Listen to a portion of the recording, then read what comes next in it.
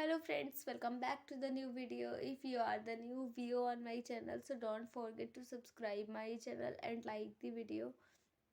So today's video title is how to on and off auto brightness in Oppo phone. So let us start our video. Firstly, you have to move up. Then here you will see many app icon. Click on the setting icon first. Then here you will see many more options. You have to scroll down and click on the display and brightness option. Here you will see, click on that. Then here you will see many more options. Click on the auto brightness option, which is already off. If you want to on auto brightness, then you have to click on that. Here you will see, so it means that now your brightness adjusted automatically according to your screen brightness.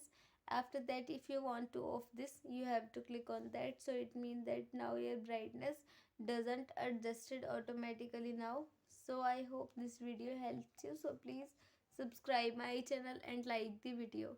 Thank you so much for watching our video.